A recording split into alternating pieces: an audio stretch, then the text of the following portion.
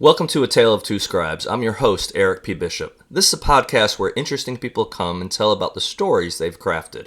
As for myself, I'm an author. I've created novels, short stories, novellas, and even poetry. If you'd like to find out more about what I've done, please go to my website, ericpbishop.com. Thanks, and enjoy the journey. Welcome back to another episode of A Tale of Two Scribes. And tonight we have a scribe I've been looking forward to talking to for a while. And if you know the gentleman on the screen right there, that's Mr. Lou Brutus.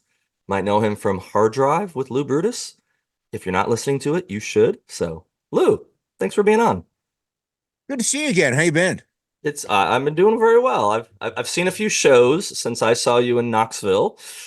Boy, about a year and a half ago now. It might have been more than that. So, yeah, we'll jump into a little bit of that. You've been to a few more shows than I have, but I have been to a couple cool ones that I don't know if you know about. So we'll have to talk. But great to see you. Great to have you on. Looking forward to just talking about your journey and also the fact that there's there's the Sonic Warrior behind me, and I love the stories in there. And yeah, yes, you have to do the whole interview in Oh pose. God, no, no one wants that, least of all me. No. So how have you been? What is going on with Mr. Lou Brutus these days? Well, of late, perking along with all the radio stuff and looking forward to the spring and summer concert tours. Mhm. I'll be back as the host of Rockfest in Cadott, Wisconsin. Shinedown is actually one of the headliners again this year. Mhm. Jelly Roll is out, 30 Seconds to Mars. Along with that, I'm trying to get a lot of organization done for my next book. And unlike Sonic Warrior, which you very kindly have over your Mhm. shoulder, this is going to be more images than anything. And Okay. can I use an off-color word in here because it's actually in the title of the book? You may. Okay, the book is going to be entitled, at least tentatively, One Man, 3,000 Concerts, the greatest collection of rock and roll shit ever assembled by one guy. And as you alluded to at the radio show, and pretty much my entire life, I have attended thousands of Mhm. live music events, and I've pretty much saved everything in terms of ticket stubs, cloth passes, laminates, set lists, posters, Wow. and I've been to a lot of historic stuff, of course. Mhm. So it's a pretty good collection, but it's taken me just over 2 years now. I'm finally in the home stretch as of this recording of cataloging it all, and I've got Wow. giant Excel spreadsheets, and Yeah. one is just for the posters. There's 500 to 1,000 posters, most of which are autographed, and the idea is to do sort of a coffee table book Yeah. with some short passages Mhm. about each of the artists that I'm showing the passes of, and Wow. it may also incorporate some of my photography. Mhm. I do quite a bit of picture taking, in particular the last 10 years. I wish I'd clued into that a lot earlier than I did. Mhm. But really the heart of the book is going to be this stuff. Yeah. And besides the fact that it sort of chronicles my a large portion of my life Mhm. via these music items, I think it's really in the future going to be a window into what will then be sort of a lost period, because we're now entering a brave new world of no physical tickets and no backstage passes. If anything, you get some crappy wristband or something. And I save those too, because I save everything because I'm sick in my head. But No. it's Well, really it's going to be the end of an era. We're entering the end of this era now, with absolutely. without these wonderful keepsakes. I've always told anybody, save everything Mhm. from these music events. And yeah, I'm just glad I've been able to save as much as I have, and I think it'll make for a great book. I will. And I mentioned to you before we came online that I had something. This would probably be a good segue into that. So, and I don't know that you're going to be able to see it. My parents did not go to a lot of concerts growing up or when I was younger. So You're it gonna pull wasn't out like until, a Beatles ticket, aren't you? what's that? You're gonna pull out a Beatles Oh, ticket, aren't no, you? like I said, this is not like a wow, you saw them. Okay, all right, It's all right. just I happen to have the first ticket stub. You're probably not going to be able to see it. Uh, Candlebox. Candlebox, New Haven Coliseum. I think I just turned 18. I saw some live events before that, but I had never seen like a big rock show. So that was like my 18th birthday present. A friend and I went. We weren't super close. Flaming Lips and Toad the Red Sprocket, I think were the opening acts for it. But it literally, quite literally changed my life. Going to that concert, I said, I have got, and I hit a period where when I was married and my wife didn't want to go to concerts. I went through a lull that I didn't go for a while, long while. Once that was over, first thing I started doing was going back to shows. And I think I did 5 or 6 the first part of that year after we separated. Then the next year I did like 20 shows. And last year was probably 18 or might have been 20, including like a couple plays. But now, like I messaged you the other day, it's like, okay, I'm Disturbed. I've never seen Disturbed. They're coming to Greenville. It's a night I don't have my kids. It's, okay, I just snagged a ticket. I'm 10 rows, a little off center, but I'm 10 rows back from the stage. And, I'm going to rock out to Disturbed and scream at David. And it's a blast. Well, I'm happy to say I still have my first ticket stub. And actually, that night is the opening chapter of my first book, Sonic Warrior. Hmm. It's entitled The Time I Attended My First Concert and Threw Up on Carlos Sanchez. And it's sort of the biographical setup for the rest of the book, because each chapter in the book is a separate sort of crazy rock and roll story from my life and my career. Because if you do this for several decades, you see some weird, funny shit. Yes. Anyway, this very first night, Ted Nugent was the opener, Frank Zappa was the MC, Black Sabbath were the headliners. I had the flu, I shouldn't have went, insisted on going, got there and caught up in the excitement of my first show. I thought it would be a good idea to take an entire bottle of Boone's Farm strawberry wine and guzzle it in one throw. Let me tell you, Oh, not a good idea. Passed out, missed everything, woke up, leaving the garden, and began power vomiting over everyone and everything. And that's the chapter. that's the That's job. the first chapter. But yeah, again, these stubs, which are getting more and more collectible, I think Hmm. are sort of going to be a lost window into the Yes. looks back at what people saw and how they lived. Ephemera like that, I know through my late mother, who was an antique dealer. It's always been collectible, but I think it's going to become more Hmm. acute Yep. in the future. Partially because I believe that so long as the world doesn't blow itself up, Hmm. that there is going to be a lot of looks back at the time frame from, say, post-war, but really starting to heat up in the 1950s and 60s through the early 2000s, Hmm. when there was this confluence of real mass media for the first time, Right. um, mass produced musical instruments, in particular electrically amplified ones, and for lack of a better term, teenage culture, which never really existed before. You either went to college or you went to work, and that Yes. was that. There was no concert and entertainment that was geared for people in their teens or their 20s. So you Hmm. had all of these things come together, and it's caused reverberations that are still continuing in society around the world today. So, and with a lot of it driven by music and the ideas in the music. So I think all of the stuff related to this era in the future are going to be are going to continue to be collectible and continue to be extremely interesting to anthropologists, Hmm. societal scientists, whoever the people are who do that kind of thing, who try and make sense of that muck will be a good Whoever's group. left when the electronic devices don't work anymore and Yeah. you don't have pictures of the concerts you went to or videos. And I have quite a lot myself, so I can't dog those people or I would be dogging myself. But yeah, you're completely right. I've got stubs. I don't have a lot. I probably have about a dozen or so stubs up until probably mid 2000s. Then I didn't go for a while. But even since then, like I said, I've probably been conservative. I have a list on my phone, but I don't know. I've been to, 30 to 40 shows in the last 2.5 years. at least minimum that money.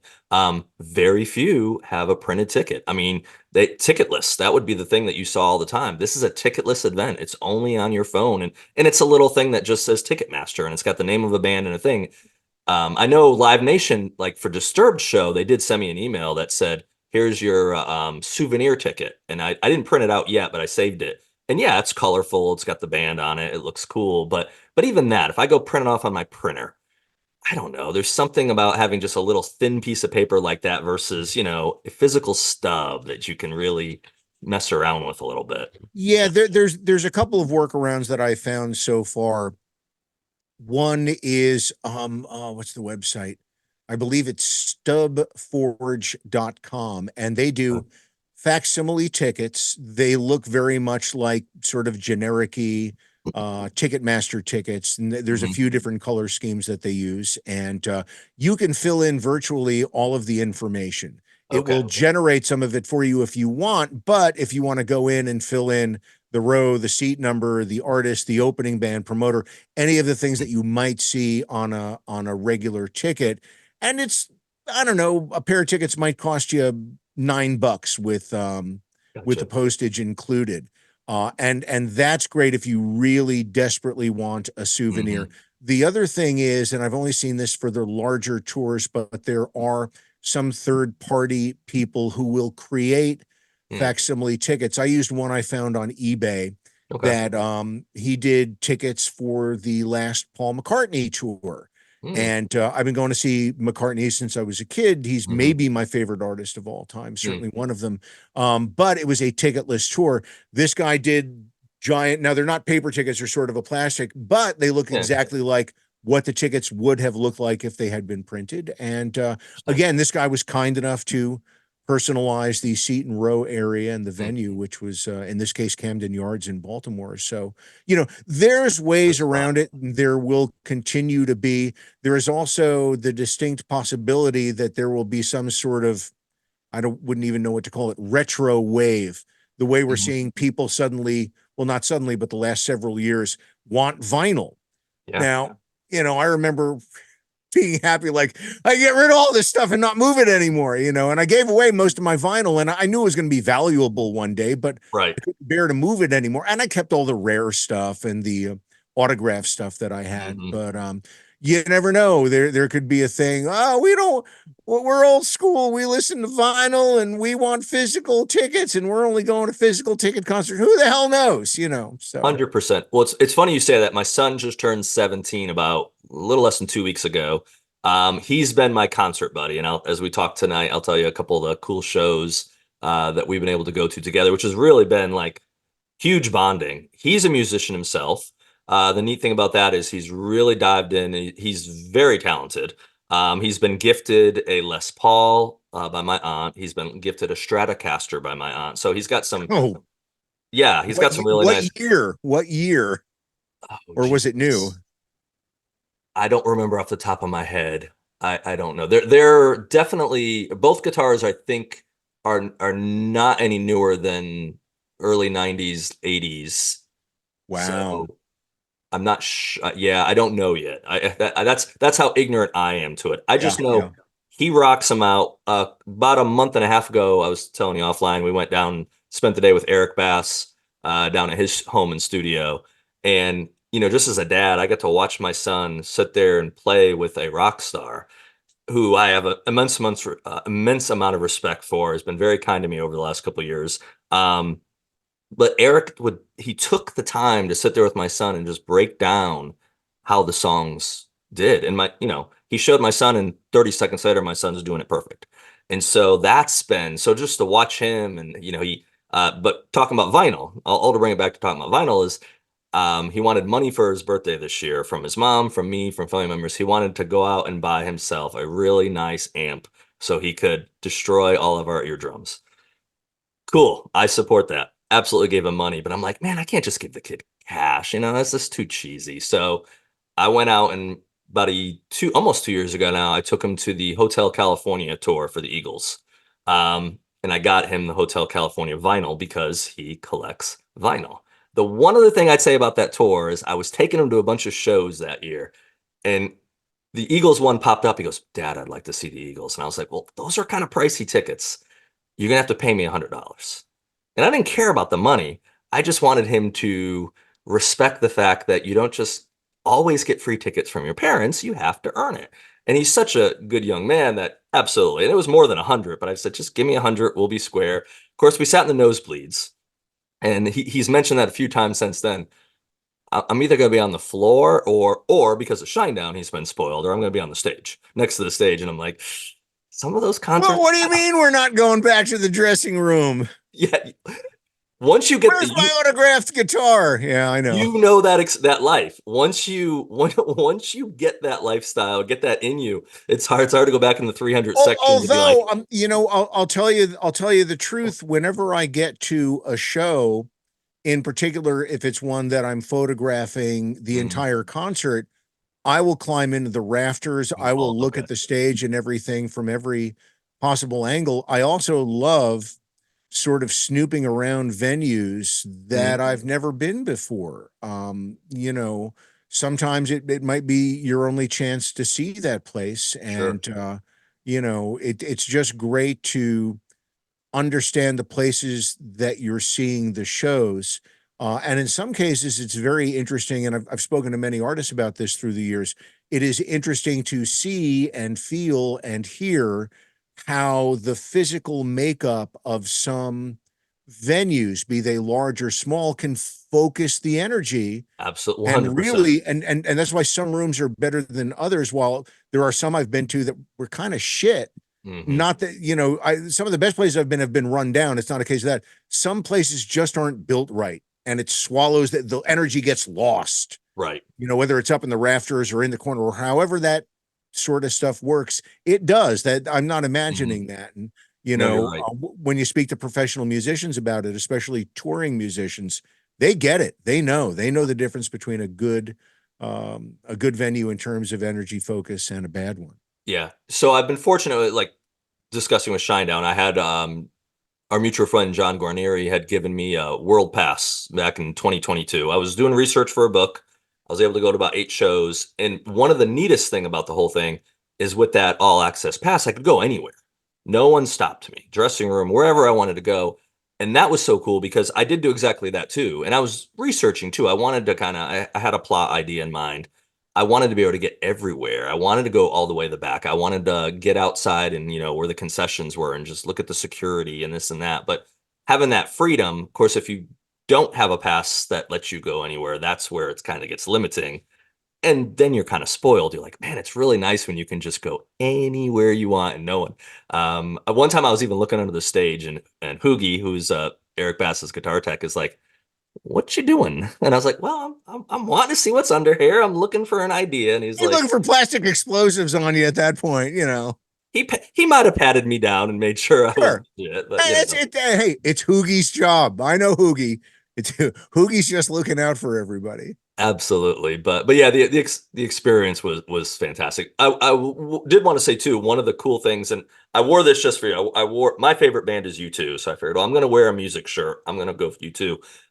Talking about the venue with the sound or everything that has it is, and I don't know if you've been yet, if you haven't seen the Sphere or gone and I seen have a been show. outside it. I could have gone to see U2 there at the Sphere, and I ended up hanging out with some friends instead. I've seen Okay.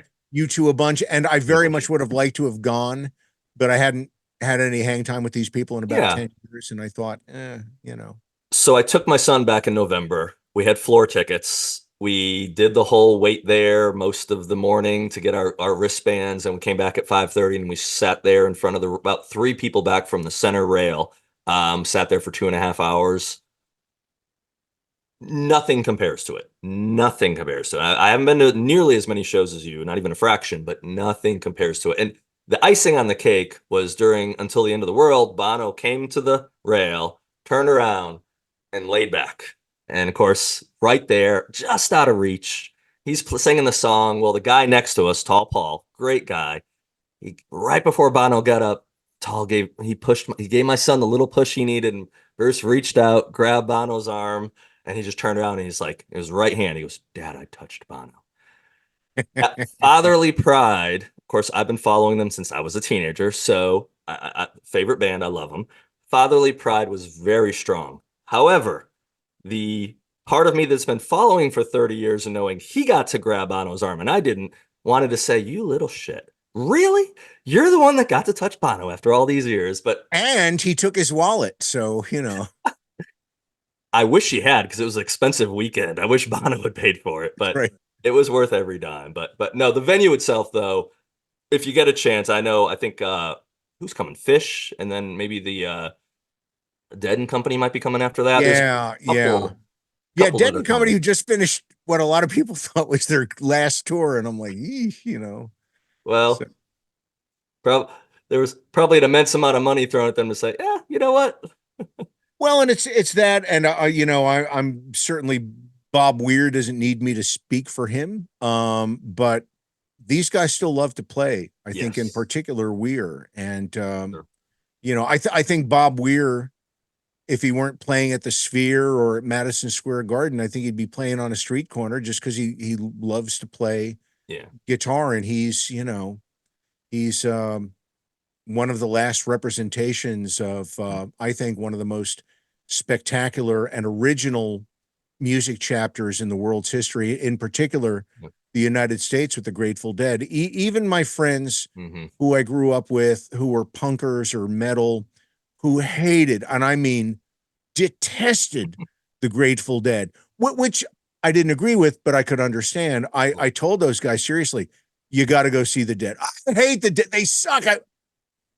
Go see the Grateful Dead. Go see him. See them once. It is a slice of Americana that when it passes, there will be other things that are kind of, sort of like it, Hmm. but it won't be the same. You'll be glad that you went. And that's why I'm adamant about seeing anybody that I can, Yeah. because you just never know. I mean, I wish I had had the wherewithal to have seen the jazz singer Blossom Dearie Hmm. when she was still alive. I mean, I was in New York living in years where you could go see her at like jazz bars, Hmm. She was older, but was still out gigging. And I Right. just didn't appreciate it at that point. And I really wish I had. I did see Olivia Newton-John once, Oh, wow. That but awesome. I probably should have seen her 10 or 15 times. And I mean, I was like in love with the woman. Hmm. She's one of the very few people that when I've met and interviewed and had interactions with, that I kind of froze up, Hmm. because I've done this a long time. I know how to act around Right. people, for the most part. Um, I met her backstage after a show in DC, and I just went, I for about 3 seconds, And of course, she's had that happen a million times. She just smiled, paused. She's like, okay, this one's going to take a second, And after that, it was great. And she couldn't have been lovelier or more beautiful or sounded better. She still hit Yeah. all of the notes. So yeah, it's that's the great thing about music, and why I always tell people, don't apologize for what you like. Correct. If you're in a group of friends, and you can often give in a peer pressure that you're not going to like something, particularly something that's way off the beaten track of what your clique, your group listens to. But Hmm. I was never shy about liking all of this other stuff Hmm. outside of what my friends liked and what I was probably expected that I would like, or later in my career support. So Yeah, absolutely. Yeah, I'm the same way. Like even if I were to pull up I've got a lot of Apple Music just from buying music over the years. I Most of my CDs my son has taken in the last year. I gave it to him. They're just sitting there. I don't ever play them, and he was just like, "Man, he got a car.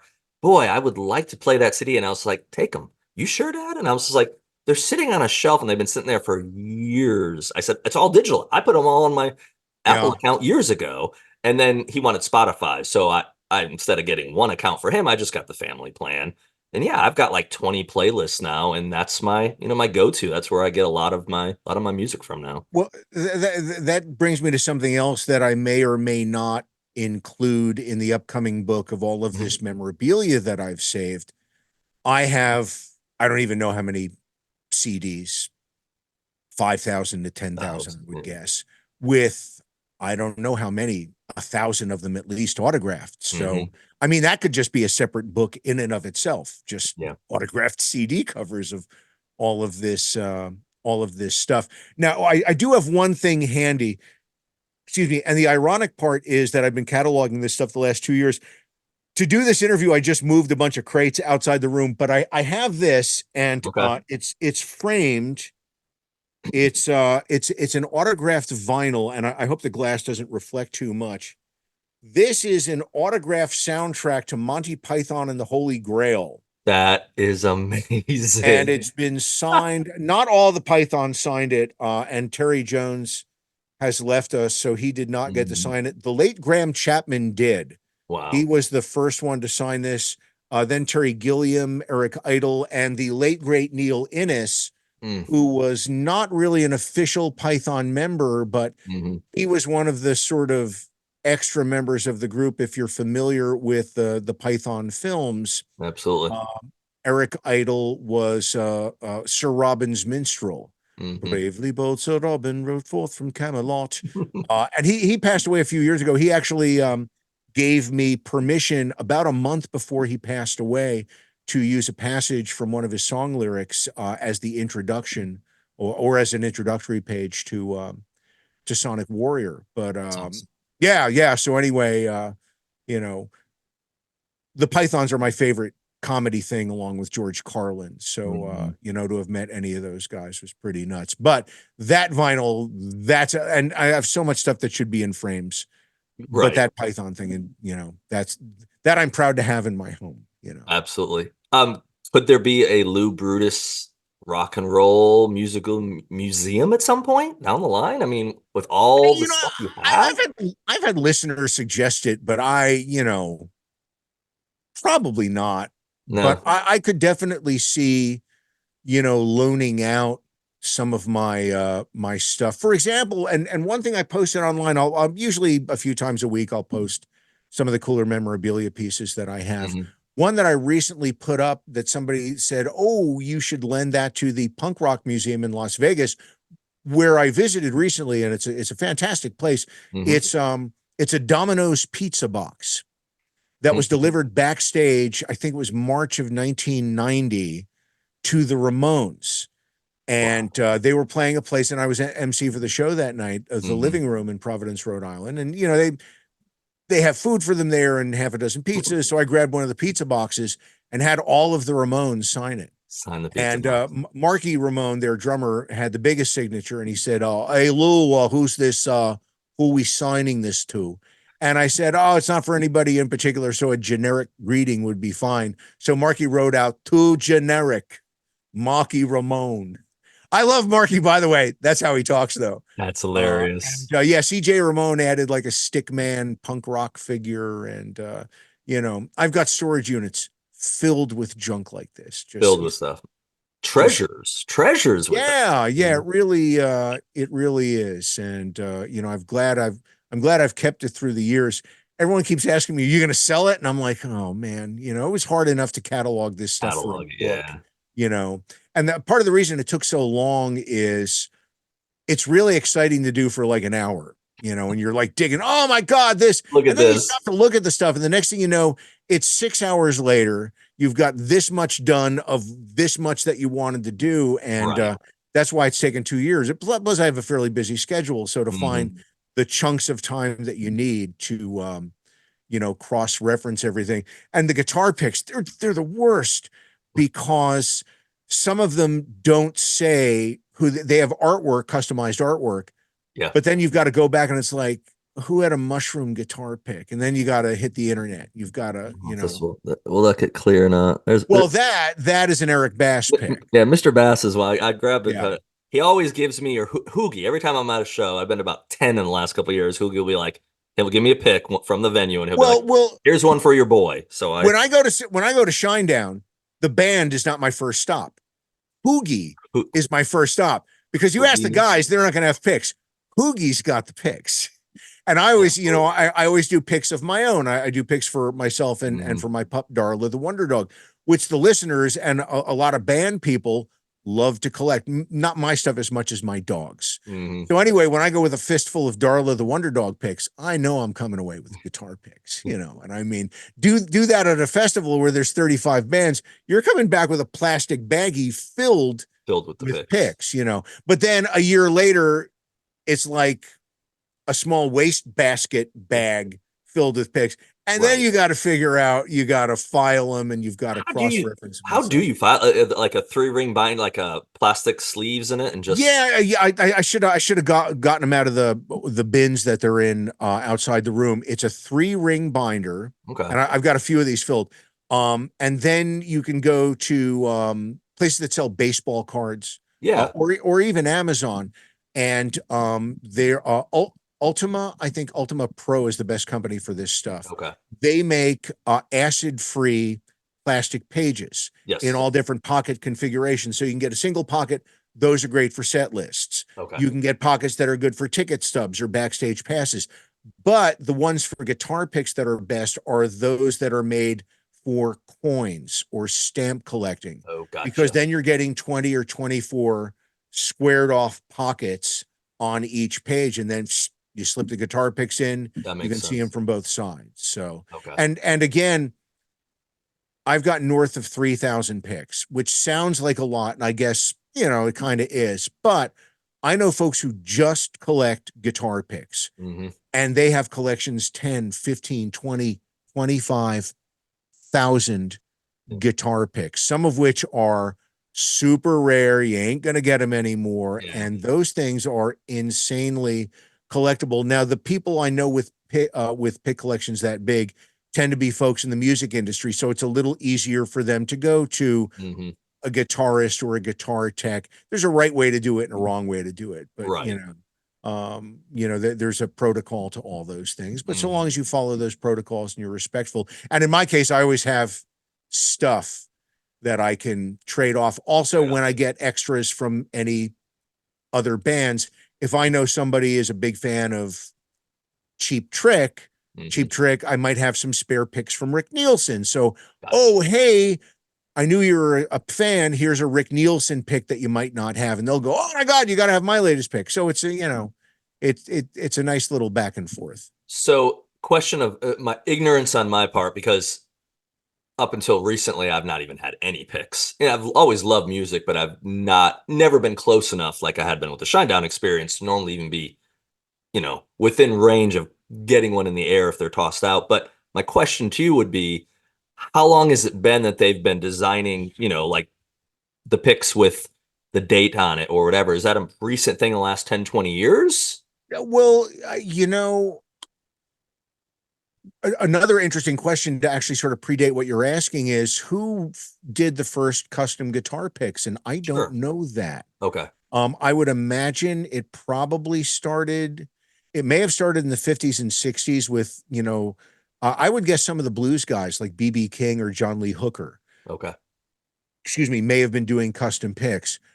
But I think it's only been in the last 5 to 10 years where there have been big strides in guitarists, with Eric and Zachy of Shinedown Hmm. being big followers of this, doing individual picks for every gig. Yeah. Now, in the case of Shinedown, they tend to have the same artistic theme and then different venue and date information put in. Right. But another guy who's really good at doing a lot of pick designs is Josh Rand, whose Okay. current band is the Life Project, but for many years has also been a part of Stone Sour. Hmm. So he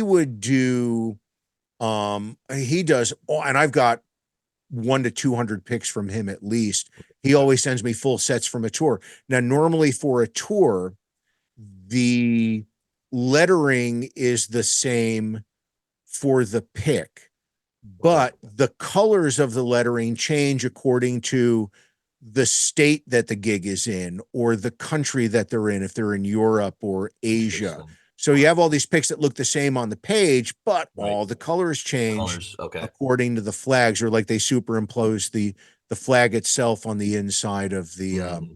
the lettering, which I think is Hmm. super interesting.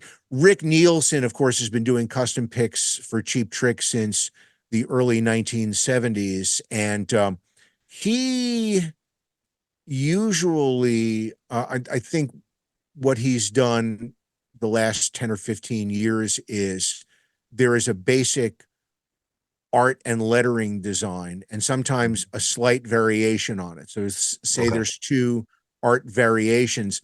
but then he'll do 6 different pick colors of each art variations and then a tortoise shell variation of every color. So with a Cheap Trick tour, there might be 26 or 48, however many different picks that all kind of sort of look the same, but they're all variables. There's a And there are variable. crazy Cheap Trick fans like myself who try and get every single one. So whatever I Mhm. can get from the band, I'm down in the photo pit. I'm diving around like everybody else trying to get picks. If I get extras, I hand them off to the other fans because Yeah. that's the thing to do. But yeah, it's it's my late mother who I referenced earlier when she saw I was starting to collect. I was always a pack rat as a kid. She said, "Well, you should collect one thing. It's easier to build an impressive collection if you only collect one Mhm. thing." So she said, don't just say you're going to collect music posters, collect music posters by one particular musician or band or an Mhm. artist who does them. But I'm so scatterbrained. I collect a little of everything that gets within arm's length. So that's why I have rooms filled with all of this junk. Well, you've been able to go to so many shows too and interact with so many different artists that if you were to just focus on Cheap Trick and that's all you collected, you would have missed out on like thousands of Oh, opportunities. absolutely. Yeah. So, Yeah. And that's one of the things that I think will be fun about the memorabilia book is that it mhm, covers a lot of ground. Will it be so far flung that it will include autographed hat show prints that I have from Olivia Newton-John or mhm. my backstage pass from the time I got back at a Frank Sinatra show at the Spectrum in Philadelphia? Wow. I would like to include it all. I would Yeah. like to include, certainly it's mostly going to be rock, Mhm. with a preponderance of sort of harder bands, Sure. which is what I deal with the most. But I think it may also be interesting to have stuff from all of these other artists, 100%. autograph tickets from Willie Nelson or, all of these other cats that I've gone to see. So again, if you're a Yeah. music fan, I think you'll go through those pages as well and look at that stuff. So Yeah. we'll see. We'll see.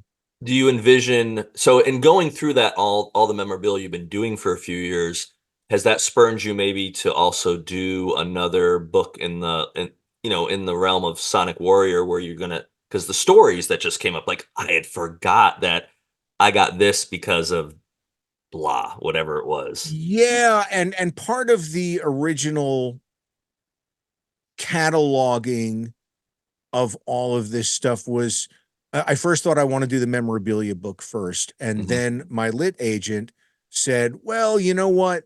That's going to be all color pages. It's going to be prohibitively expensive. Do mhm, a textbook first, show that you can put a book together and that you can write well, and it'll be sure, easier to do that other book." So he said, "Do the book of your stories first," and that's how okay, Sonic Warrior came about. Sonic Warrior was going to be bigger and have more stories, but I kept saying, "Well, I need more time." And finally, the publisher said, "No, you're done. you're You're done. done. No more stories. It'll be in your next book." Then they were like, "See, that's how you continue as an author. Write another book, you idiot." So I've outlined Yep, all of the stories for the next version of Sonic Warrior. I'm trying to think what might be one of the stories that I meant to put in first book um, is Eddie Van Halen naming his band after me. that's in my notes, it's one of the things, it's like the Lou Brutus experience because Yeah. Eddie is the man, he's one of my favorites, I'm like, Oh, and again, I don't want anybody to think I'm saying Eddie Van Halen was my best friend or anything. I did a lot of interviews with him and "Mm, did a lot of stuff with Van Halen. They were always very radio friendly and just awesome guys to deal with and drink with. And they were fun. right, And they treated everybody really, really well. mhm, Anyway, Jason Becker is a longtime guitar shredder who is a okay, very good friend of Eddie Van Halen's. And Jason was diagnosed with, I believe it was ALS, okay, wow, and disease, wow, which can result in a lot of cost and a lot of yes, things that you have to deal with, to put it simply. Anyway, they were doing a benefit for him at I believe it was the Riviera in Chicago, in Okay. the mid to late 90s. And I was living and working in Chicago at the time. They were going to bring in all of these guitar shredders to do a day-long concert with every cent going to Jason. And Eddie said, well, I'll come in and I'll headline this thing. I'll put a band together, and we'll do like a 30-minute set, and we'll do some covers and maybe a couple of Van Halen tunes, and we'll just play loud and have a lot of fun. Mm-hmm. And the Van Halen camp reached out and said, we'd really like you to host this night and bring Eddie on stage, and he'd like to come by the show the day before and hang out and talk about it. And Sure. I'm like, oh man, I was They had to taken. twist your arm really hard. Well, here's what happened. I was supposed to be leaving that day with the lovely Mrs. Brutus because it was her Oh. birthday and we were flying down to Uh-oh. like a beach in Mexico or something. And I'm like, hey, remember that getaway we were going to do? We're going to stay in Chicago in the middle of the winter, and we're going to go to a concert, and you're going to sit on road cases for your birthday. And um Eddie really You're still appreciated it. laughing and breathing, so apparently she did not kill you. Yeah, Okay. I lived through it. Trust me, it wasn't easy. But anyway, Eddie found out what I didn't say it to him, but Lou was supposed to be on vacation, wife's birthday, and all this stuff. And I think he extra appreciated that. And he came by with a band. It was a Saturday night, and the band was he, Steve Lukather, Pat Torpy, and Billy Sheehan on bass, and just all-star guys who can play backwards, forwards in their sleep, upside down. And I said, what is the band called? And Eddie was like, oh, we don't have a name. We don't have a name. Maybe people can call in with names. So for the hour and a half that we're on the air, people are calling in with band names and stuff. And we finally started to wrap the interview, and I said, what's the verdict? What are you going to call the band? And he goes, Right. well, in your honor, since you're sticking around for the show, we are going to take the stage tomorrow as the Lou Brutus Experience. And I just went, that's really funny, Eddie.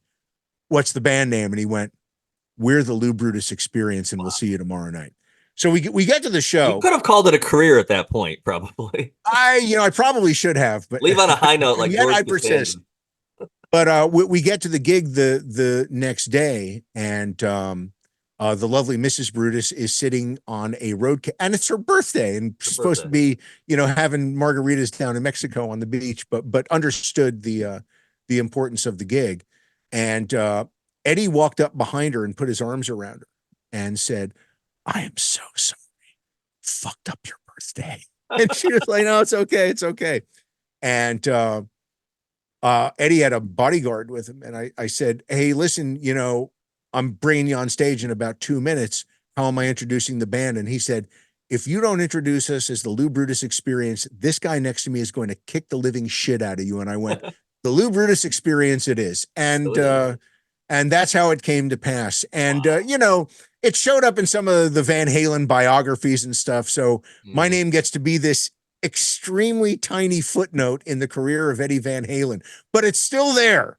It might be very small print in the footnotes, but by God, my name is there. So, and it was a great night, and it was a blast, and it was for a great cause. And Jason is still with us. He is Jason Becker has beaten the odds, and awesome. I'm glad to say that. And it was pretty wonderful. And there's a lot more detail to the story and the interviews and all that stuff. And that will be in the next book. I think another chapter, and probably like the opening chapter of Sonic Warrior, this one will kind of talk just a little bit. It's sketchy, little background sketch of my growing up just outside of Englishtown, New Jersey.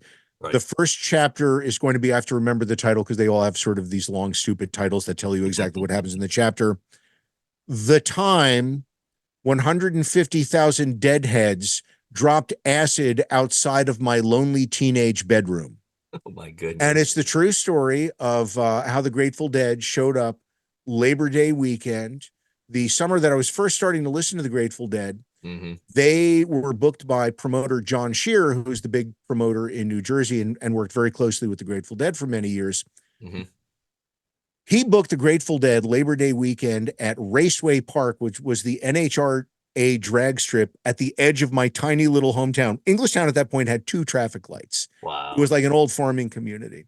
But on the edge of town was a big flea market, the Englishtown auction, where I worked for many years. And then beyond that was this drag strip. 150,000 deadheads showed up, literally shut down the state of New Jersey. New Jersey Turnpike closed. Garden State Parkway Close. closed. And the Wow. Dead put on what even the band members consider one of the greatest shows they ever played. Certainly top 10 by any standards, and probably top 3 in terms of quality and intensity for the Dead. And I walked there for my parents because there was no place to park. People literally were just stopping in streets for miles, for like 10, 15 miles around the racetrack. And so I just walked there and just saw one of the strangest nights and days I ever saw. They started in the daytime, this blistering hot New Jersey summer day, and played until well into the evening. So, the full deets of that will be another chapter. And then there's all this other crazy stuff that's happened. Anybody who's in the rock and roll world for 30 or 40 years, you're going to see some shit. The thing with this, with the first book, Sonic Warrior, and this other one is that there's no horrible things about other people. And I've certainly seen enough people doing drugs and poor girls in the bathroom with the dressing room, but I don't want to put that kind of stuff in because I don't want to make other people unhappy. I don't want to, rat out, in some cases, people I might like. Exactly. And I've seen so many other things that I thought, well, I should be able to do an entertaining book or 2 or 3 with just the sort of crazy fun stuff that if anybody looks bad in a chapter, it's me, and that's the way I like it. Maybe a book with, I saw so-and-so doing this, but I don't want to be an asshole. So. Yeah. Well, and that speaks to your character. And also you're taking the high road, but you're also telling these entertaining stories that people are going to enjoy. I think they'll enjoy just from your first book. I think people would enjoy a story more like that, what you wrote, than just the sordid stuff you might have seen that most people believe happens anyways. And it's like, who cares? You know what? Yeah. And also it's not like I'm not going to out Nikki Sixx. I don't know if you've ever read the Heroin Diaries, but dear God, the fact that man still walks the earth, is just short of miraculous. The same thing with the excellent Keith Richards book, which opens up with his heroin bust down south. And, if it were anybody else, he would still be in jail. It was like trafficking amounts, and it was just like, they were in the middle of a tour. So, they oh man, so, there's just all sorts of fun, stupid, crazy things that happen if you're around this enough. So, I have not been around it nearly backstage wise. I've been backstage maybe like 10 shows in my life, not very many at all. And they've been very tame, very not what in my brain I figured it would be a little while. No, it wasn't. Do you feel like it's calmed down the last 10, 20 years compared to what it was, or just, and if so, you think that's a cultural thing that just things are frowned upon more, or a lot of these artists obviously are growing up, and I think you grow out of a lot of that behavior. See, that is an excellent point. And to the original part of the question, I would say yes and no, and I'll explain. You either grow out of it. The 3 things that happen, and you're young, you're in your late teens or your early 20s, and you first start to hit the road, and you're indestructible, and you have endless energy, and you can stay up all night, drive the van through the day, do the gig that night, do 15 gigs, and it's easy. Yeah. Once you hit 30, your ability to bounce back from those evenings goes onto a steady decline. Even if you're in great shape. Right. Your liver is not going to process alcohol at 35 the way it did at 20. It just doesn't work that way, unless you're a Keith Richards or you're some kind of mutant like that. So one of 3 things is going to happen. One is you're going to grow out of it, and you're going to go easier on yourself, and you're going to take a smarter approach to living your life because you want longevity in your career. The second thing is you're going to continue to party, but you're physically going to get run down, you're mentally going to get run down, you're emotionally going to get run down, Sure. and you're not going to continue to write and perform at your highest levels, and your career will Mhm.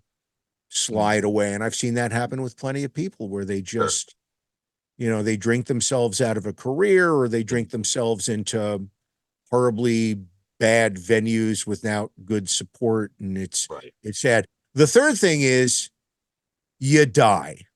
And that's happened to people I know, Yeah. and far more people that I didn't know personally, Hmm. that I really loved and appreciated their work, their music, or their writing. And you know, I I'm not anti anything, and I would Hmm. never, you know, I don't try and give out fatherly advice on the radio or anything like that. But if anybody asks, I tell them, listen, you're better off without any of that stuff. If you end up never taking a drink or never taking a hit off a joint, you'll probably be better off. Yeah. Now, for some people, it works great and it's tons of fun. And if that's okay with you, then do it. Hmm. Again, I'm not going to tell you yes or no, but um, you've got to be very mindful of how it affects you in the long run. And if you're Right. high all the time, are you going to be missing out on creating great art, or being at places where you could make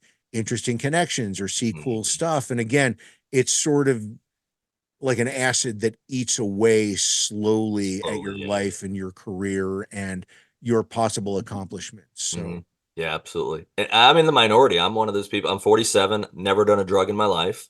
Um, and I know people that do. Don't judge them, anything like that. For yeah, me, yeah, where it came from in my life was, and it's still a memory that pops up every blue moon. I was 12 years old, and my grandfather was on death's door. He was 89 years old, lived a good life, had 8 kids. All the families gathered at the hospital to say goodbye. Everyone got brought back to see him two at a time, two at a time. So everyone waits for their turn. Well, the only person that wasn't there yet was my uncle. My uncle got brought in, but my uncle had a group of three, because he was shackled to two officers because he was in from the jail. And they brought him in to say goodbye to his dad. And I was 12 years old. And at that moment, I don't know if he was in prison that time for drugs, but drugs had ruined his life. And that memorable or impressionable time in my life was I saw him, and I said, I think that's the end result of drugs. And I even was smart enough at the time to say, even if there's a chance by doing a drug I end up like him, I can't see there's a benefit to it. And it stuck with me my whole life. And I've been offered drugs multiple times. And that memory comes to mind. And I'm like, is it worth it? I'm like, no, of course it's not. I'll drink, of course. I've not had an issue with that, but I've also not done it to yeah. excesses. That's something else that, some people can drink and they're fine. And other people, they take one drink and next thing you know, it's 3 weeks later and they haven't showered and they're disheveled and sleeping on the sidewalk. And I'm not saying that to be funny. No, I know. There's a real yin and yang to that thing. And you've got to know what your limits are. Yeah. I was fortunate. Also, when I'm around anything that's work related, if I'm emceeing a concert, if I'm going back to see a band, I don't, and I barely drink anymore anyway. I Mhm. won't even have a sip of beer if there's any until the work is done, Till the work's done, yeah. and I'm off the premises because, Unless Snoop Dogg, well, where's the record? Unless Snoop Dogg asks you to take a little, well, yeah, I yeah, love that well, chapter was yeah. great. I And laughed at that chapter. I was done for the day. And what you're referencing to anybody watching who might not know, um, there's a chapter in Sonic Warrior entitled "The Time Snoop Dogg Got Me So High I Drooled in My Own Lap," and it's the honest to God truth. I hadn't smoked weed at that point, like in like 10 years or something. Mhm. And I apologize for dropping another name. The previous weed I had had was because Hunter S. Thompson handed me a joint. And I'm like, well, if it's from Hunter, I better smoke it. So I did. Um, Oh, goodness. anyway, I meet Snoop. He's on the Project Revolution tour with Mhm. Korn and Linkin Park and a number of other great artists. And my producer said, hey, it's not on your schedule. Do you want to interview Snoop Dogg? And I'd love to meet Snoop Dogg. Love to interview him. And this was in the middle of Snoop is clean. Oh, Snoop's not smoking weed anymore. It's early 2000s, I think. Mhm. And I go to the door and I open it. It's like a Cheech and Chong movie and the smoke's billowing out. And I'm like, oh, it must Go be for his it. guys. And we sit down and I'm getting set up. And I look on the coffee table in the dressing room. This is at the Tweeter Center or whatever the corporate name is now in Camden, New Jersey, right across the Mhm. Delaware from Philly. And there's a cigar on the table. And I had just gotten back from Bermuda. And Mhm. whenever I go to Bermuda, I bring back Cuban cigars, like the little cigarillos, like Clint Eastwood smokes in the Westerns. That way Right. you can go, hey, you want a Cuban cigar? And it's kind of goofy. Makes So people anyway, I see the cigars and I'm like, oh, hey, Snoop, cigars. I just got back from Bermuda. Would you like a Cuban? And I swear to God, he takes it out of the box. He smells. He goes, oh, Lou Brutus, a true pimp. And he lights up the thing. And then he goes to light his cigar and he hands it. And as he lights it, I'm like, it's marijuana. And it's not just regular weed. It's like some radioactive mutant Snoop Dogg weed. I take two hits, like small hits as it goes around the table. And I've got to I barely made it through the interview. And unbelievable. then I somehow make it out to the soundboard. Korn is on stage and I sit on a road case behind the sound man. And I'm like ready to start tripping or You're, something. yeah. And I'm just like staring at the stage and I feel something on my leg. And I'm like, I must look like an extra from One Flew Over the Cuckoo's Nest. And I'm like, and I looked down and I was drooling. I had drool, like a thick strand of drool from the corner of my mouth, and it was pooling in my lap on my thigh. And then I had to drive home like 3 hours. And I'm just like, Goodness. so I'm like down in black coffee, and it was just the worst. So I think that was the last time I smoked weed. I just want nothing to do with it It's a anymore. good way to go out, though. Yeah, yeah. If you're A gonna hit go with out, Snoop go is go out. the Yeah, way to go out go with out. Snoop's weed. And again, his guys were like they were hitting hard. And my producer at the time, she kept hitting it, and I'm like, I wouldn't keep doing that if I were you. And later in the night, I don't know if you've ever been to the venue, but there's like a catering area in the back, and there's picnic tables. She's sitting at a picnic table going through the interviews from the day, and she's Mhm. trying to do time codes. She's trying to do the times, and she's like, this interview, the segments, they're not coming out even. Like, okay, so 100 minutes divided by, and I'm like, no, no, no, no. There's not 100 minutes in an hour. There's 60. No, no, no, no, no, no. Like she couldn't even do math. Couldn't So do simple math. she didn't have to drive home though. So That's true. And you did make it home safely. That was I did the thank chapter God. did end with Yeah. you. Yeah. Yes. It's yeah, And I was okay to get behind the wheel hours later by the time I left, but man, I was still like as paranoid as, you know, as like imagine freebasing 1,000 Red Bulls and getting that kind of feeling. yeah, That's how I felt. So unbelievable. Um we talked about it a little bit before we came on air that you actually have, musical talent as well. And one thing I want to ask about that is, have you ever delved into writing songs? yeah, but usually stuff that I thought was funny. Okay. Um, and so, like I've written poetry for years, but poetry for the air. And I do a feature each night on Hard Mhm. Drive XL called Poetry Corner. And it's, you know, four lines or four stanzas, I guess they would be 4 lines each, 16 lines. Mhm. And there's usually a theme for the show that night. It could be Mm. Robert De Niro's birthday, or it could be the anniversary of Green Day's Dookie, and I'll write poetry Mhm. about whatever the subject is that night. So, and I've written thousands and thousands of those, but I've had two bands through the well, I was in some bands that never really did anything in high school, just played like in the garage kind of thing. Mhm. Um, but I've had two punk bands through the years. One is called Grumpy Old Punks, and it's short, old school, sort of classic punk, Mhm. sounding very much like the Ramones or the Clash or Johnny Thunders and the Heartbreakers. And all the Grumpy Old Punk songs are written from the point of being middle aged. So the songs are things like "Hey, you kids, get off my lawn," "Where are my glasses," "Gotta get a nose hair trimmer," "Anarchy and the prostate."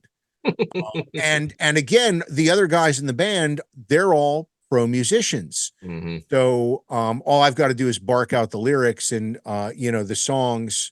A, because they're punk, B, because they're comedic. You want to keep them extra short. So a Right. lot of the songs are 16 seconds or 30 seconds or a minute 15 seconds. The Gotcha. other band I'm in, and this one in some states is kind of famous, but not outside of the states of Ohio or Michigan. The Oh no. band is based on the Ohio State Michigan football rivalry, college football rivalry, Okay. which is more than a century old. And in the Hmm. year 2000, when ESPN rated the greatest um, um, rivalries in the history of sports, they rated this one number one, and it's Ohio State, Michigan. Right. So anyway, I thought it first as a writing exercise, it would be funny to create the history of a band that didn't really Mhm. exist.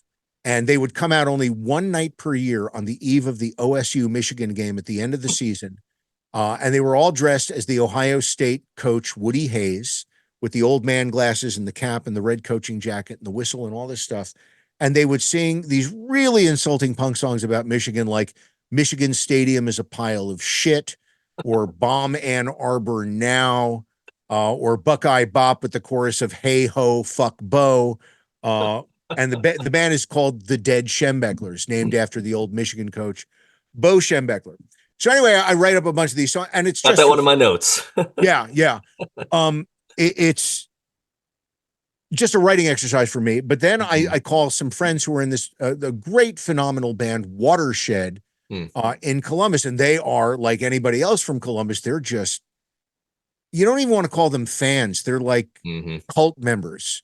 Both the Ohio State fans and the Michigan fans. It's like a cult. They're crazy.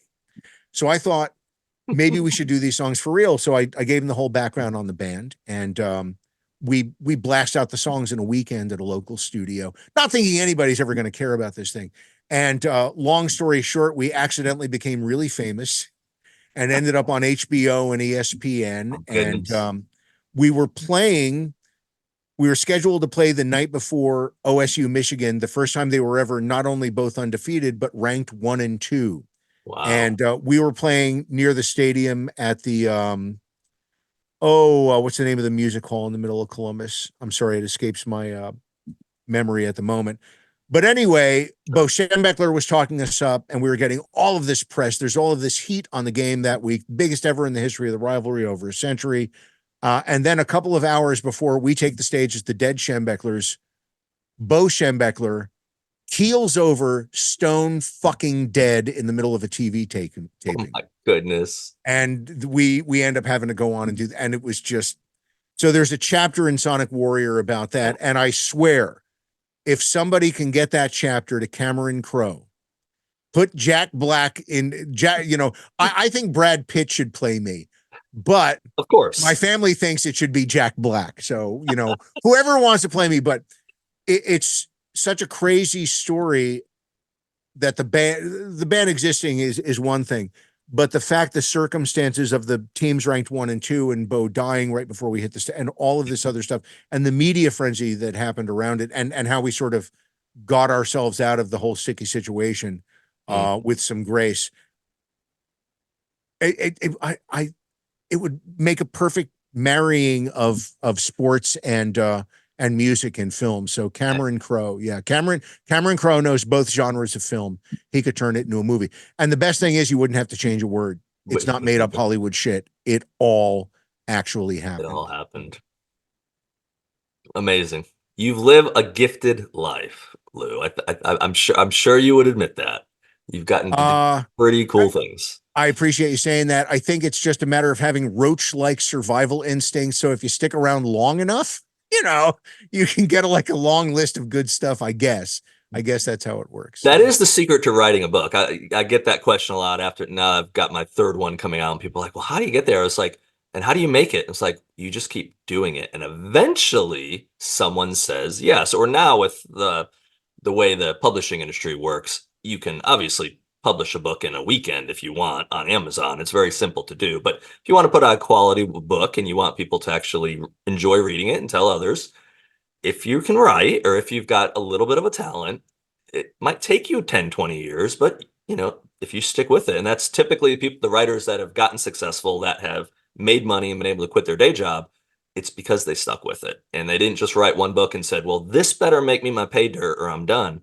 No, they were with it for the long haul. You just pick it up and keep doing it. I wish I had gotten the second Sonic Warrior done already and the memorabilia book. It's just, the radio schedule and all the music Sure. media stuff I do. It's, it can get pretty work intensive. And then, sitting down to when I write, I've got to be left alone for hours. I can't write for Yeah. 15 minutes and walk. I can't. And also I can't really listen to music. My brain doesn't work. I can do photo editing listening to music. Interesting. I can't Okay. write. If I do listen to something, it's gotta be like Bach, Okay. Nothing with harpsichord, words. harpsichord pieces or so. And Gotcha. I'm dead serious. And Yeah. I particularly love Bach's music played on lute and harpsichord duet. Hmm. That I can write too, but it's got to be super low because for some reason, music rhythm and then the rhythm of the writing and the words, I can't. It just throws me off. Throws you I off, just yeah. can't do. I don't have a good enough brain. I I go guess. back and forth. The first novel, which didn't get published, but the first novel I wrote, I was heavily listening to the band, actually a Christian band called Thousand Foot Crutch. Oh, sure, Uh, I know those guys. Yeah, great, not real well, but great, I've interviewed them a bunch and seen them. yeah, Yeah, great music. And some of those chapters had the tempo of those particular songs. And those songs, the lyrics didn't work into the book, but what was going on in those songs was what was going on with my characters. But I go back and forth. I vacillate. Sometimes I can't watch TV. That's one thing.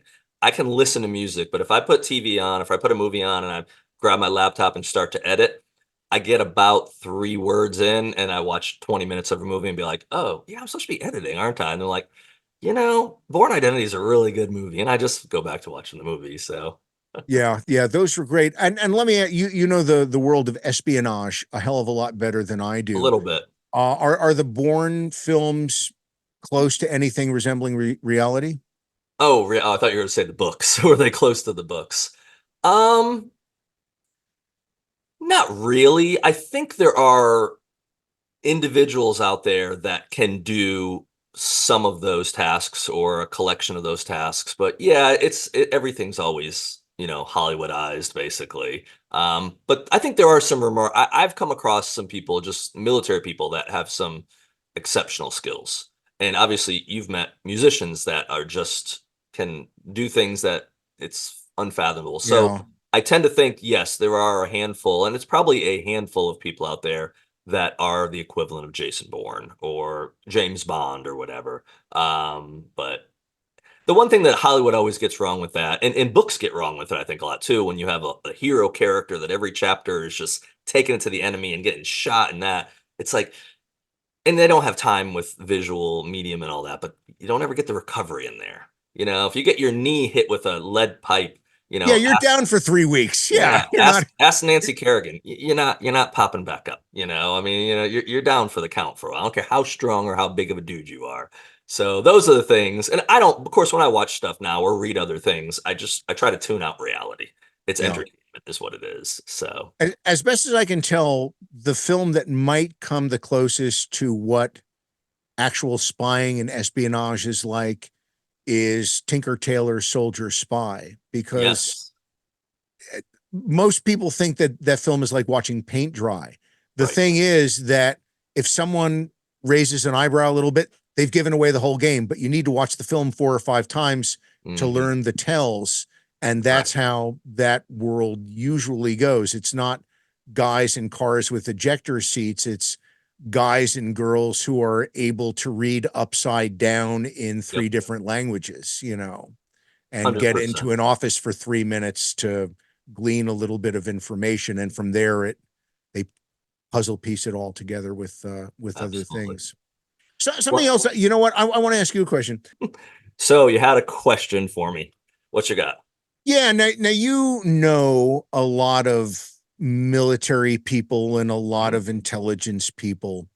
Has anybody ever spoken to you about anything that they saw in the sky that might be considered unusual or difficult to explain?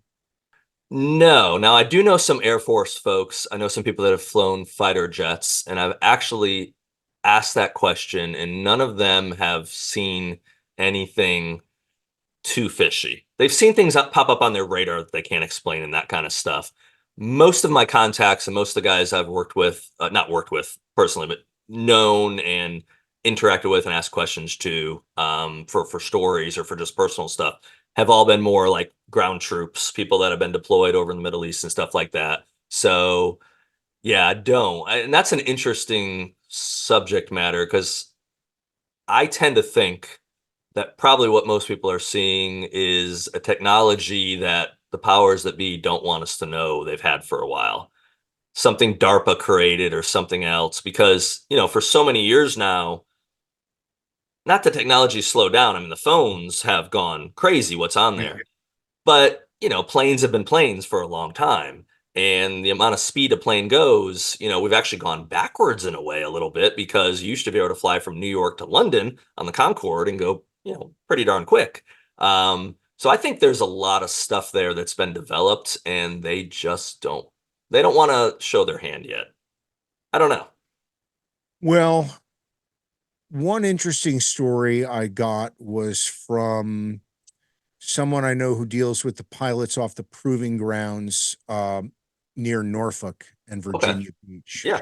And that was where one of those cockpit videos was Gotcha. captured, and ran into this guy at a party soon after that stuff hit the public. And I went, Hmm. "Hey, you deal with all those pilots? What's Hmm. up with that What's going stuff?" on with that? Yeah. And you want to know what he said? And Absolutely. again, this is this 100%. is this is a big military guy. Hmm. He's not wacky crazy. He looked at me and said, "Those things have been there for years, and there's nothing we can do about them." And I was like, "What?" And Hmm. he just kind of shrugged his shoulders. And I said, "Where are they from?" He said, "They're not Russian, they're not Chinese, they're not us." Hmm. And I Interesting. said, "Well, do you ever try and, does anybody ever try and, get closer to them?" He said, "Well, they just go away." And Right. I said, "What do you mean they just go away?" And this is how he described it. He held up his fingers. He said, "It's here, and they're just kind of observing several miles away. And then, our fastest jet might move at this speed towards it, and then it just goes and it's gone. Right. I It's have, just gone. yes. I've You seen, know, read stuff about that, yes. Or yeah, some that go into water where they've seen things come out of the water, and so it's like yeah, there's and with no something. break in speed, it Right. just keeps going. So, again, I could be advanced military, could be anything, but I'd sure as hell like to find out. I I really, think a lot of people would be interested. If it was aliens, if it was I tend to think they'd probably look at us and just shake their head. I mean, I mean, there's what are any these people doing? there's any number of And and plot Darla points. would be in charge in their mind. The dogs are in charge Oh, because I they would tell you show up. what, Yeah, they show there's up to no my one Darla. following me down the road and picking up my crap as I'm walking. So, Yeah. who's really Oh, in that's charge? the one got to be in charge, not the one cleaning Exactly. up the feces. Exactly. So, yeah, I mean, I always ask any of the pilots or any of the military folks. I did have a neighbor who was an Air Force grounds crewman in Cuba pre-Castro, Okay. and he told me a story. Every night they would send up a jet patrol, and they would, Mm, you know, point A to B to C, all very routine. The crew guys would wait at the hangar smoking cigarettes. They're listening to the pilot speak to the tower on the PA. mhm, And one night, these things show up, mm, and they were big metallic balls, featureless, about the size of the jets. mhm, I would think these are phantoms at this point, or whatever, maybe sabers pre phantom. mhm, And they essentially screwed with the planes. They a couple of them got right over like a foot over the cockpit, and then they'd be 2 miles ahead and waiting for the planes. And they're Wow. just, and then they scattered. Now, the thing was, they showed up on radar. They had film of the radar. The Mhm. pilots saw it. Everybody's listening to the pilots talk to the tower. So the whole base is aware of what's going on. And of course, it caused a big stir. Mhm. The next day, my neighbor said a plane flies in, presumably from the mainland. A bunch Mhm. of guys in suits get off. The pilots are hauled into a briefing room, and nobody says another word about it. Because back then, and again, it's not saying there's little green men or anything else, but if you Right. saw something, Mhm. you kept your mouth shut, or you just didn't even report it because Right. they would, your career would go away. The same thing with the professional pilots.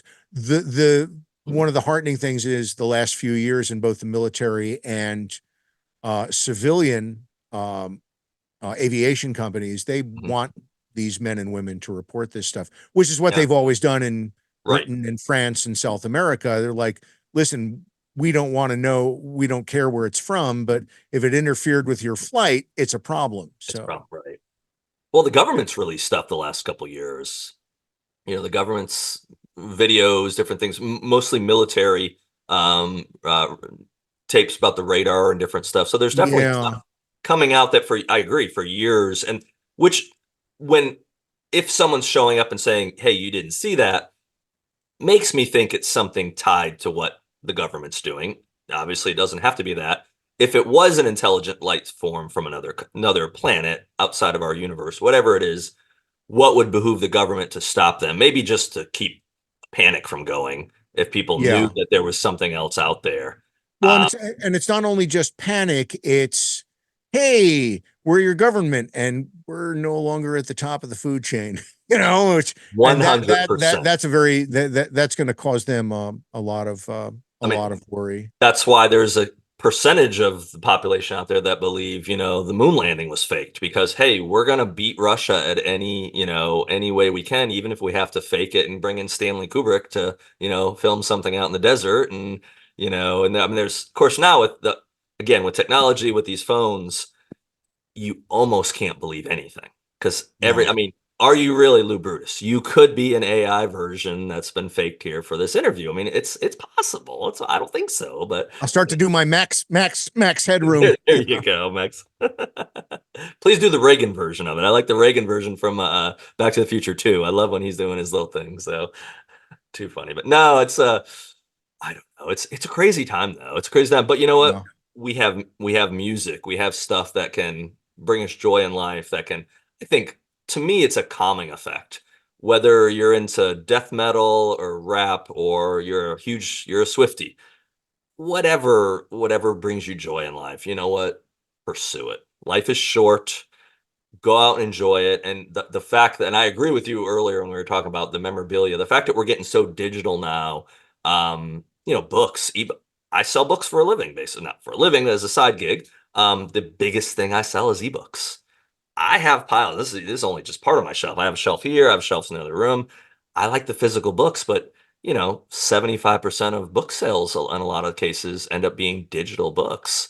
Um, And again, that's been a large portion of the Sonic Warrior books that yeah, have been sold, but I hate ebooks. I like paper. I like books. I love the smell of old books. I love antique bookstores. I right. could spend out. I mean, to me, a well spent day is drinking a lot of really strong black coffee, slipping in my earbuds, and then going into record stores and bookstores all day. Mhm. That's why when I was a kid, we would hop on the bus and go to the Village in New York from New Jersey on the weekends so we could Right. go record and book shopping, and we'd have our Walkmans and we'd be Oh listening to yeah. phones, and we'd be walking the streets of Manhattan, and yeah, it was a pretty cool way to spend one's teenage years. I remember when I graduated from having a tape deck, a Walkman, to the CD version of the Walkman, which of course was the coolest thing. And I would Although have it although they flip. skipped a lot. I still have mine. I still have mine, but those skipped like mothers. Use Your Illusion 1 and 2 just didn't sound the same when you're mowing the lawn, and every time you're hitting something, it's going Yeah, and yeah. you hear it spinning. So You can be mine. I have one funny story about that. So when I was a teenager, I had a waterbed, first of all, which you don't get to see very many of those anymore, but I was pretty stylish. I lived in the You basement, rebel. but I used to go to sleep every night with earphones on, and I had a Sony. I still have it. It's in the back of the house. A Sony 5 disc CD changer. I'd load 5 CDs in, and a lot of times they were the same ones because for probably a year of my life, I went to sleep listening to the Guns N' Roses song "Estranged" every night. It just kind of lulled me to sleep. Lulled me so I'd fall asleep. Well, one morning or one night, I wake up. It's pitch dark down there. You're in the basement. There's no lights on, no night lights. I'm not a little kid. I wake up and I'm just hearing this row, row, row, row, row, row, row, row, row. And I'm like, I open my eyes and I see nothing. And I'm like, what the hell is going on? I reach up, grab my ears. I have earphones. I have the headphones on. It's Nirvana. And it got to a part in the CD that had, a little something in it. And it's skipping this one little riff.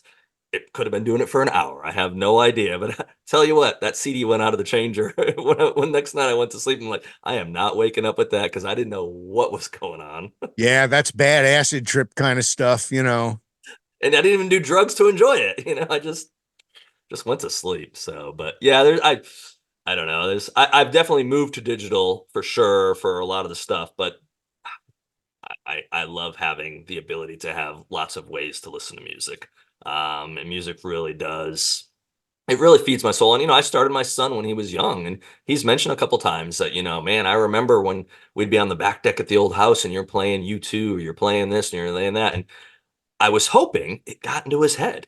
He got to the point where then he loved it. And then he got to the point where he wanted to start playing it. So if that's something that I was able to help put that seed in, man, it makes you proud. Definitely makes you proud. Well, hey, we've talked for a long time. Now I have a question. I've only done it one other time, so you're my guinea pig here. It's a second one. And it doesn't have to be as serious as it sounds, but we've talked about a lot of stuff that definitely wasn't serious, but I think we've touched on a few things.